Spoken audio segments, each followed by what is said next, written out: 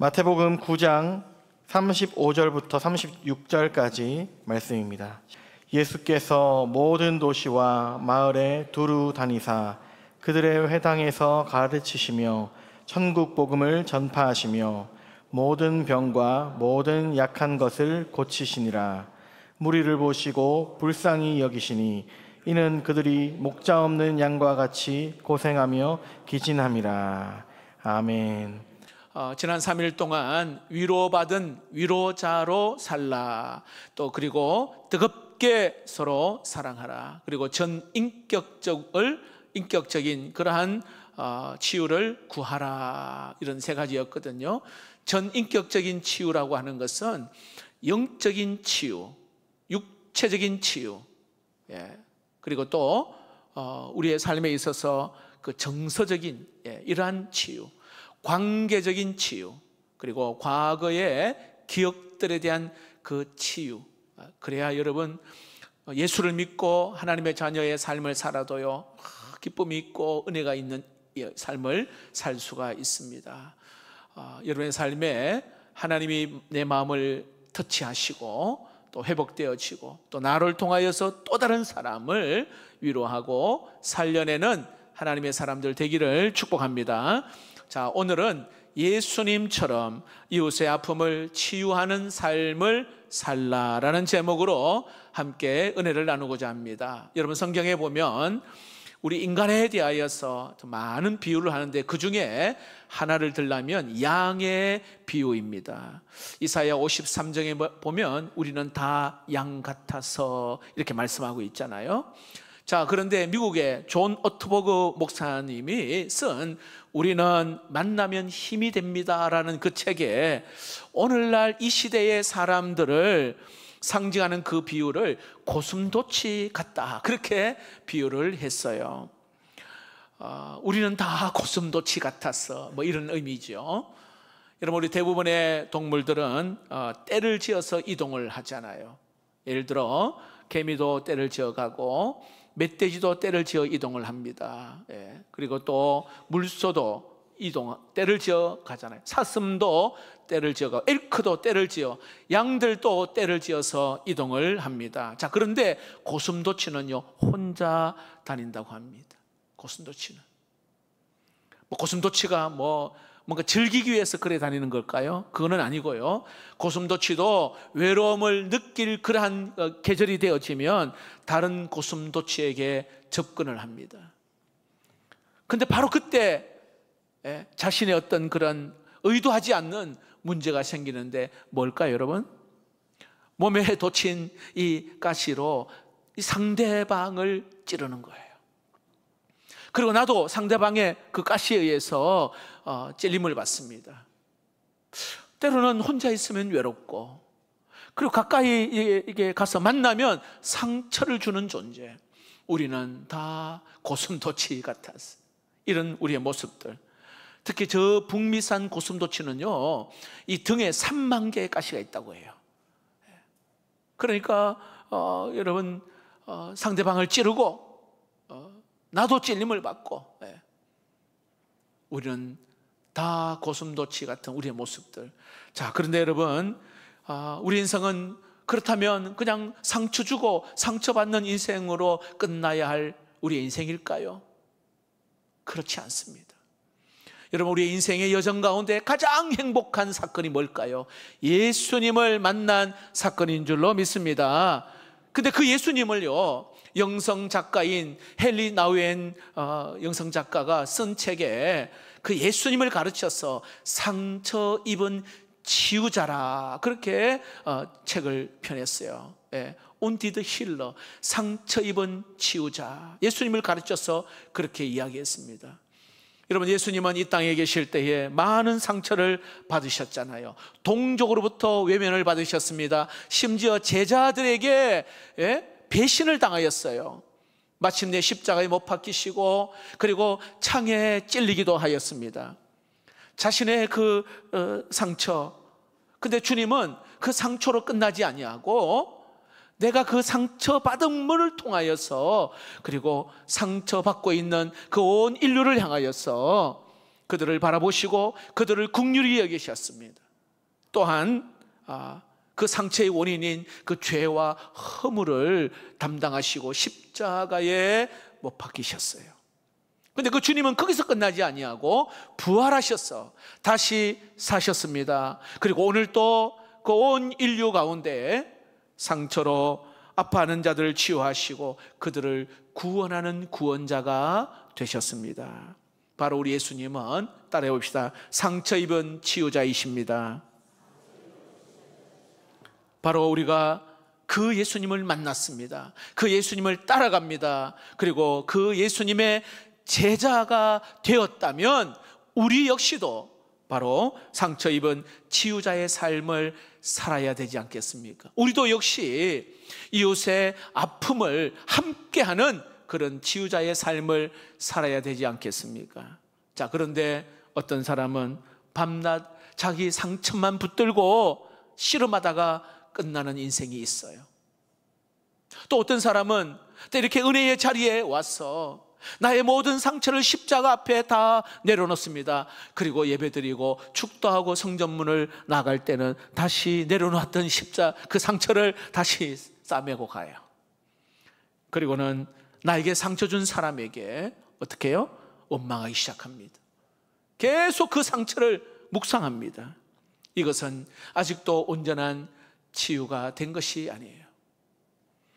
우리에게 있는 상처가 극복되었다면 그 증거가 나타나는 게 뭐냐면 더 이상 내 상처에 묶이지 아니하고 여기에 붙들리지 아니하고 이것 가지고 막 실험하는 것이 아니라, 물론 나도 굉장히 힘들어요. 하지만 나보다 더 아픈 사람, 나보다 더 고통스러운 자, 더 힘들고 외로운 자들을 위하여 그들을 섬기고 그들을 위하여 기도하고 그들을 돕기 시작할 때에 바로 우리는 상처를 치유받은 사람의 모습으로 살아갈 수가 있어요.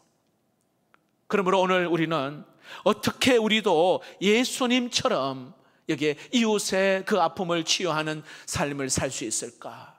오늘 본문 마태복음을 통하여서 그 비밀을 몇 가지 찾아보고자 합니다. 첫 번째로 상처 입은 이웃들을 바라보는 눈이 열려야 합니다. 읽어봅시다. 시작. 상처 입은 이웃들을 바라보는 눈이 열려야 합니다. 여러분, 우리가 아픔이 있는 이웃들을 정말 치유하는 그런 삶을 살려면 먼저 내 눈이 열려야 합니다. 다시 말합니다. 내 눈에 보여야 합니다. 이게 가장 첫 번째입니다. 혹시 여러분 보이십니까? 어떠세요? 내 주변에 가족들에게 또 성도들 보이십니까? 나보다 더 힘들고 나보다 더 아파하고 또 외로워하고 이런 자의 이웃이 내 눈에 보이십니까? 우리는 본다고 말할 수 있을지는 몰라요. 그러나 실제로 많은 사람들이요 보지 못하고 살아갑니다. 왜 그럴까요? 내 상처에 빠져 있기 때문에. 나도 내 상처에 함몰되어 있어서 이웃들의 아픔이 눈에 잘 보이지 않아요. 그러나 우리 예수님은 달랐습니다. 오늘 여기에 예수님은 그들을 보셨습니다. 자, 오늘 본문 이렇게 시작합니다. 35절입니다. 예수께서 모든 도시와 마을에 두루 다니사 그들의 회당에 가르치시며 천국 복음을 전파하시며 모든 병과 모든 약한 것을 고치시니라. 자, 36절에 무리를 어떻게 하셨다고요? 보시고. 무리를 보셨습니다. 병든 자를 보셨습니다.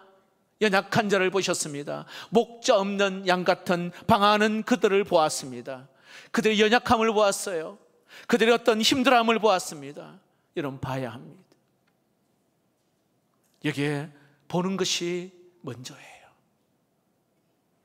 그런데 우리가 보지 못하고 살아가는 이유가 너무 바쁘고, 그리고 내 상처에, 내 아픔에 여기에 빠져 살기 때문에 그래요. 유명한 설교가인 고든 맥도널드 목사님은 오늘 이 시대에 살아가는 사람의 그 라이프 스타일을 두 가지로 이야기했어요. 하나는 이 쫓겨다니는 삶, 또 하나는 부름받은 삶, 두 가지의 삶이라고 말합니다. 이 쫓겨다니는 삶이란 것은 늘 경쟁하여, 늘 어떤 그러한 목표에만 집중합니다. 뭔가 성과에만 그 마음이 뺏기다 보니까 쉼이 없고 안식이 없어요. 오늘도 아마 이 자리에 이쪽 저쪽 일하다가 이리저리 분주한 가운데에 쫓겨다니면서 아마 이 자리에 예배에 오신 분도 있을 것입니다. 쫓겨다니다 보니까 보이질 않습니다. 보이질 않아요. 하지만 부름받은 삶이 있습니다. 하나님이 왜 나를 부르셨을까? 나를 향한 그 부르심에 나는 그저 일관성을 가지고 그냥 또 그 걸음을 걸어가는 거예요. 경쟁 대신에 그 부르심을 아는 겁니다. 목표 대신에 어떤 그 과정을 가장 중요시 여기는 겁니다. 거기에는요, 평안함이 있어요. 자유함이 있다는 사실입니다. 우리는 나도 모르게 어떤 부르심의 삶, 어떤 소명의 삶보다도 쫓겨다니는 삶이 오히려 더 익숙해 있을 수도 있습니다. 그러다 보니까 보이질 않습니다. 아무도 보지 못합니다. 여러분, 호스피스란 말 들어보셨나요? 호스피스는 손님이라고 하는 어떤 라틴어 호스페스라고 하는 말에서 나왔어요. 호스피스는 죽어가는 환자들에게 위안을 주고 때로는 평안한 죽음을 맞이할 수 있도록 때로는 심리적으로, 육체적으로, 또 어떤 경우에는 영적으로 도움을 주는 자를 말합니다. 호스피스 운동의 선구자이면서 정신의학자인 엘리자베스 퀴브로로스라고 하는 분이 세상을 떠나면서 여러 권의 책을 썼는데 여자분이에요. 그런데 이분이 인생 수업이라고 하는 이 책에 그가 쓴 내용을 잠깐 소개하겠습니다. 한 번은 이분이 뉴욕에서 강연을 하게 되었습니다. 많은 사람들이 그곳에 모였어요. 그 강연에 참 깊은 감동이 있었어요. 강연이 끝나자 이분이 쓴 그 책 북사인회를 이제 하기 위해서 사람들이 줄을 쫙 서 있습니다. 많은 사람들이 서 있는 이분의 그 사인을 받고 싶어서 줄을 서 있어요. 그런데 이 퀴브로로스가 비행기 탈 시간이 다가왔어요. 그래서 사회자에게 그 상황을 설명을 했습니다. 그래서 북사인회를 이제 중단하게 되었습니다. 많은 사람들이 실망을 했어요. 하지만 이 퀴브로로스는 빨리 공항으로 가서 이제 탑승 수속을 밟고는 조금 남은 시간에 이제 화장실에 들렸어요. 변기에 딱 앉아 있는데 그 앞에 문에 그 밑바닥에 그 구멍에서 책 한 권이 쑥 들어오는 거예요. 그리고는 박사님 사인 좀 부탁합니다 하고 들어온 거예요. 얼마나 당황했던지. 아니, 이렇게 무리할 수가 있나. 문을 열고 나가보니 수녀 한 분이 거기에 서 있는 거예요. 그리고는 이 수님이 합니다. 박사님, 정말 하나님의 은혜입니다. 그렇게 이야기하는 거예요. 그러면서 상황 설명을 드리는 거예요. 제가 여기 온 것은 제 친구 때문에 여기 왔는데 제 친구도 수녀입니다. 그런데 제 친구는 지금 사경을 헤매는 그 암 환자인데 너무 지금 힘들어하여서 오늘 이 자리에 오지 못했습니다. 그래서 제 친구가 박사님 만나면 메모를 좀 강의 내용을 좀 메모하고 꼭 그 책에다가 사인을 좀 받아오라고 했습니다. 그런데 사인 받기 위해서 줄을 섰는데 사인이 중단되고 박사님은 공항으로 가셨습니다. 제가 친구를 어떻게 보나 하고 걱정하고 있는데 저도 비행기를 타기 위해서 공항에 왔고 그리고 탑승 수속을 받고는 화장실에 있는데 화장실 거울에 박사님이 뒤에서 들어오는 것을 보았습니다. 이게 하나님의 은혜가 아니고 무엇입니까? 자, 그 이야기를 들을 때에 이 퀴브로로스가 그 쓴 책에 매우 아주 의미심장한 글을 거기에 적었어요.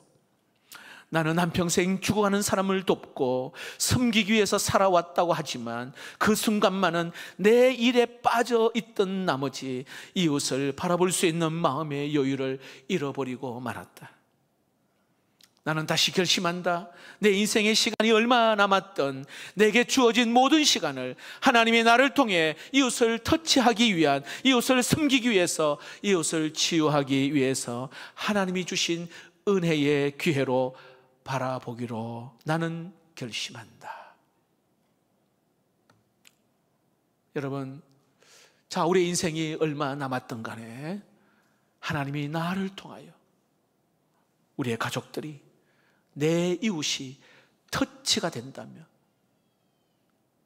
만져짐이 있다면, 치유가 있다면, 새로워지고 뭔가 주님 앞에 돌아오는 일이 있다면, 구원의 놀라운 이 은혜를 여러분 경험할 수가 있다면 얼마나 좋겠어요.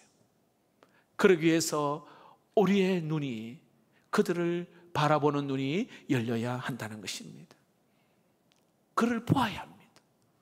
그들의 아픔을 보고 그들의 눈물을 보아야 한다는 겁니다.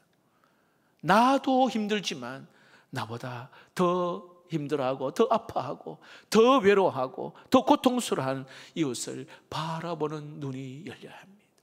여러분, 그 은혜가 있기를 축복합니다. 이번 우리 선교팀들은 이렇게 필리핀이나 그리고 태국, 이제 몽골도 가지만은 가면은요, 그 연약한 자들, 그들을 바라봅니다. 보는 거예요. 복음이 필요한 자를 봅니다. 우리 전도 대상자를 여러분 가까이 가서 한번 보십시오. 더 아프고 더 외로운 모습이 보일 겁니다. 여러분의 가족들을 좀 더 가까이 가서 자세히 보십시오. 울고 있습니다. 사랑이 필요하다고 이야기할 것입니다. 여러분, 오늘 예수님처럼 이웃의 아픔과 함께하는 치유자가 되기 위해서는 바로 이웃을 바라보는 눈이 열려야 합니다. 한번 따라해 봅시다. 이웃들을 바라보는 눈이 열려지게 하옵소서. 이것이 우리의 기도가 될 수 있기를 축복합니다. 한 가지만 더 말씀드립니다. 예수님처럼 우리의 상처 입은 그 치유자의 삶을 살기 위해서는 두 번째, 이웃의 아픔을 함께 느끼는 마음이 있어야 합니다. 읽어봅시다. 시작. 이웃의 아픔을 함께 느끼는 마음이 있어야 합니다. 다시 한번 36절을 보십시오. 무리를 보시고, 자, 그 다음에 뭐라고 나옵니까? 불쌍히 여기시니라고 말씀합니다. 자, 보세요. 무리를 보시고 그냥 지나갈 수도 있어요. 무리를 보고 그냥 지나가요. 그러나 여러분, 성경이 그 여리고에서 강도 만난 자를, 그 쓰러진 그 사람들 보고, 사람이 있잖아요. 그냥 지나간 사람이 있어요. 보고 그냥 지나갈 수도 있어요. 보고. 그러나 그 사마리아인은 그냥 지나가지 않았습니다. 그를 불쌍히 여겼습니다. 오늘 예수님도 달랐습니다. 무리를 보시고 불쌍히 여기시니 이렇게 말합니다. 구약 성경에는요, 민망히 여기시니, 영어 성경에는요, 컴패션이라고 말합니다. 두 단어가 합쳐졌잖아요. 컴은 함께, 그리고 패션은 아픔을 함께 한다 말이에요. 이웃의 고통을 내 고통으로, 이웃의 그 아픔을 내 아픔으로, 이웃의 그 외로움을 나의 외로움으로 느끼는 그 마음, 그 가슴, 이게 불쌍히 여기는 마음이에요. 여러분, 우리 기독교에서 가장 많이 알려진 대표적인 기도문은 주기도문입니다. 주님이 가르쳐 주신 기도. 근데 여러분, 그 주기도문 못지않게 유명한 기도문은 이 기도문은요, 예수 기도입니다. 예수 기도. 우리 개신교에서는 잘 사용하지 않습니다. 예수 기도라는 것은 예수님이 한 기도가 아니라 사람들이 예수님께 한 기도를 말합니다. 사람들이 예수님께 한 기도. 자, 예를 들어 우리가 잘 알고 있는 앞을 보지 못하는 그 바디메오가 예수님이 지나간다는 소식을 듣고는 예수님을 향하여 다윗의 자손 예수여 나를 불쌍히 여겨 주옵소서 외쳤습니다. 하나의 기도문입니다. 다윗의 자손 예수여 나를 불쌍히 여기소서. 10명의 나병 환자가 예수님이 지나가는 소식을 알고는 예수 선생이여 우리를 불쌍히 여기소서 말합니다.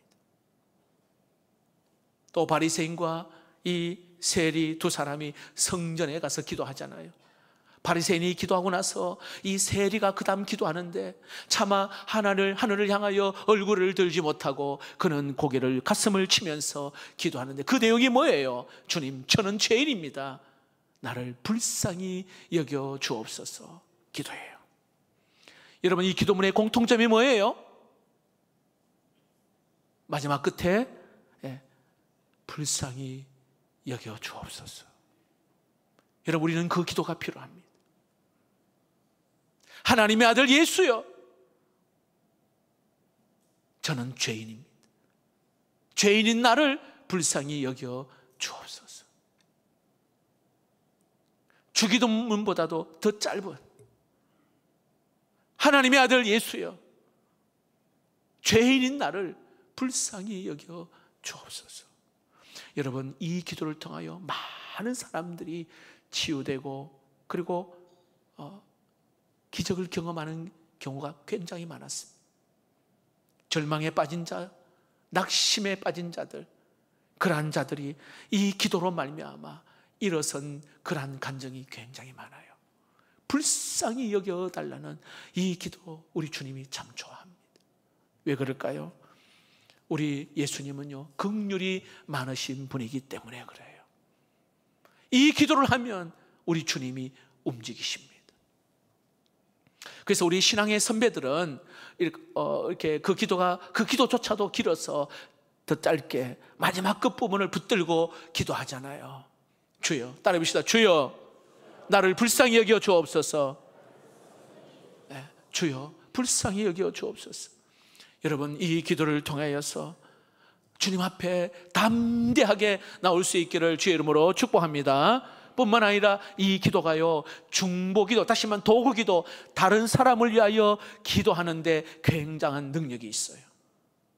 여기에 나 대신에 나를 불쌍히 여겨 주옵소서, 나 대신에 여기에 남편의 이름을, 남편을, 아내를, 그리고 자녀를 불쌍히 여겨 주옵소서, 성도를, 이웃을 불쌍히 여겨 주옵소서. 그 기도를 하기 시작할 때 바로 하나님의 마음을 갖게 됩니다. 하나님이 역사하시는 은혜를 경험하게 됩니다. 불쌍히 여기는 그 마음. 여러분, 우리는 불쌍히 여기는 마음을 가지려면 입장을 바꾸어서 생각하는 마음이 있어야 돼요. 이게 불쌍히 여기는 마음. 아내가 남편의 입장에서 남편을 이해하려고 조금만 더 애쓴다면, 여기에 남편이 아내의 입장에서 그 아내를 조금만 더 이해하려고 애쓴다면 여러분, 이 부부 관계는 달라질 것입니다. 부모가 그 자녀의 입장에서 자녀를 조금만 더 이해하려고 애쓴다면, 자녀가 부모의 입장에서 조금만 더 이해하려고 애쓴다면 부모와 자녀의 관계는 달라질 거예요. 오늘 한국 교회의 목회자들이 아픔 있는 성도들의 그 사정을 조금만 더 살피고 그리고 이해할 수만 있다면, 또한 우리 성도들이 그 성도의 그 아픔을, 그 어떤 짐을 지고 기도하는 그 목회자의 마음을 조금만 더 이해할 수가 있다면 바로 목회자와 성도의 그 관계는 달라지게 될 거예요. 이게 바로 불쌍히 여기는 마음입니다. 근데 여러분, 우리는 상대방을 여기에 그 입장에서 본다는 게 쉽지는 않아요. 다 자기 중심적이에요. 그러나 상대방 입장에서 조금만 더 우리가 마음을 열고 착한 마음으로, 순종한 마음으로 본다면 여기에 놀라운 하나님의 치유와 하나님의 회복과 가심이 있어요. 이민 목회를 하는 목사님이 계시는데 그 교회는요, 전도를 굉장히 많이 하는 교회입니다. 90%가 안 믿다가 예수를 믿는 그러한 경우들이 많은 교회입니다. 그래서 사람들이 질문합니다. 목사님, 전도의 비결이 무엇입니까? 하고 묻습니다. 근데요, 뜻밖의 답을 해요. 목사님은 성도들을 훈련할 때 이렇게 훈련한다고 합니다. 전도하기 전에 기도를 하는데 어떤 기도를 하냐? 하나님, 저분을 잘 이해하게 해 주시옵소서. 그 기도를 먼저 한다는 거예요. 저분의 마음을 하나님 알게 해 주십시오. 그리고 그분을 만나면요, 대화가 잘 된대요. 복음을 전하면 그렇게 잘 받아들인답니다. 상대방을 잘 이해하게 해달라고, 그 마음을 좀 알게 해달라고. 그러면서 목사님이 이러한 간증을 하셨어요. 친구 목사님과 함께 세 사람이 아침 식사를 하러 식당에 갔습니다. 자, 주문을 하고 기다리는데 그 서빙을 하는 어느 여자분이 와서는 접시를 그냥 내팽개치듯이 그냥 대충 하고 그냥 가더라고요. 속으로 좀 속상했다는 거예요. 화가 났어요. 그래서 매니저에게 좀 따지려고 하다가 아이고, 내가 목사인데 하고 잠깐 기도를 했다는 거예요. 자, 기도를 하는데 하나님, 저 여자분에게 뭐 어떤 사정이 있습니까? 하고 그렇게 하나님 앞에 질문을 한 거예요. 그때 하나님이 내 안에 주시는 마음은 사정이 있다, 그 마음을 주신 거예요. 사정이 있으면 그러면 하나님, 내가 이해하겠습니다. 그 기도하니까 마음이 좀 편안해졌다는 거예요. 식사를 끝나고 미국 같은 경우는 팁을 주잖아요. 세 사람이 왔으니까 세 불을 팁을 주려고 이제 지갑에서 꺼내는데 하나님 주시는 마음은 좀 더 드렸으면 하는 그 마음을 주시는 거예요. 또 한편에는 아니, 나에게 대우가 엉망인데 좀 더 줘도 되나? 그런데 세 불이 아니라 3불이 아니라 4불, 5불 편치 않아요. 10불을 꺼내서 탁자에 놓고 나왔습니다. 그런데 그 여자분이 쫓아와서는 혹시 이거 팁 맞습니까? 맞다는 거예요. 맞다. 예, 당신 거라고. 근데 어째 이렇게 많이 주십니까? 당신을 보니까 그 마음에 힘든 것이 보였다는 거예요. 그리고 이 팁으로 조금이라도 좀 위로하고 싶었다고 목사님이 이야기했습니다. 그러자 이 여인이 갑자기 눈물이 뺨을 타고 흘러내립니다. 그리고는 목사님에게 저의 서비스가 엉망이었죠. 죄송합니다. 사실은 어젯밤에 제 남편이 저를 버리고 떠났습니다. 남편이 저를 버리고 떠났습니다. 목사님이 그런 일이 있었군요. 사실 저는 목사입니다. 제가 당신을 위해서 기도해 드려도 되겠습니까? 그러자 이 여인이 목사님 기도해 주세요. 자, 여기 앉으세요. 그리고 어깨에 손을 얹고 기도하기 시작합니다. 하나님, 세상에 모든 사람들이 다 버리고 남편이 버리고 그래도 하나님은 이 딸을 버리지 않으시는 하나님이십니다. 이 딸의 마음을 만져주시고 하나님, 이 딸을 사랑하시는 것을 하나님 알게 해 주옵소서. 하나님이 세상을 이처럼 사랑하사 독생자를 주셨으니 이는 그를 믿는 자마다 멸망치 아니하는 영생을 얻게 하시는 그 독생자이신 그 하나님의 사랑을 알게 해 주옵소서. 그 여자분의 그 눈에는 눈물이 흘립니다. 기도를 마무리하고는 묻습니다. 혹시 예수님을 아세요? 잘 모릅니다. 알고 싶습니까? 알고 싶어요. 그리고 그 자리에 예수님을 영접을 하고 예수님을 믿게 되었습니다. 그 간증을 하셨어요. 여러분, 우리 상대방의 그 마음을 느끼는, 그 아픔을 함께 느끼는 그 가슴, 그 마음, 이것이 전도 대상자이든, 이것이 우리의 가족이든, 이것이 우리의 아픔, 우리의 이웃이든, 이것이 우리의 성도이든 간에 하나님의 마음을 가지고, 불쌍히 여기는 그 마음을 가지고 함께 할 때에 전도의 기회가 되고, 또 그 마음을 하나님이 만지시고 회복시켜 주시고, 또 다른 사람을 또 치유하는 치유자로 우리를 사용해 주실 줄로 믿습니다. 그러므로 우리에게 있어서 꼭 가져야 될 그 주님의 마음, 주님의 하트, 바로 불쌍히 여기는 마음입니다.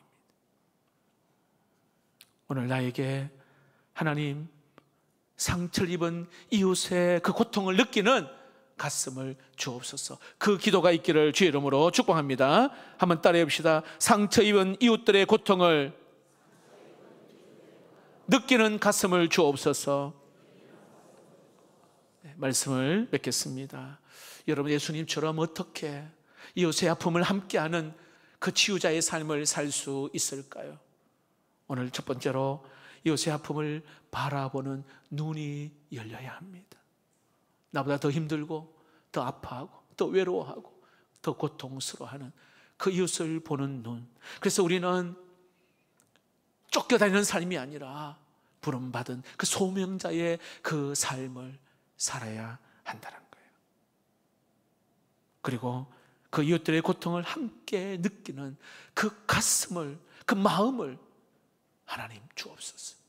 불쌍히 여기는 마음, 이게 우리 하나님이 오늘 우리들에게 눈을 열어서 그렇게 보게 하십니다. 여러분, 여기에 상처 없는 사람 아무도 없어요. 근데 여기 묶여가지고 일어나도 못하고 계속 그 자리에 맴돌고, 하나님 원하시는 일이 아닙니다.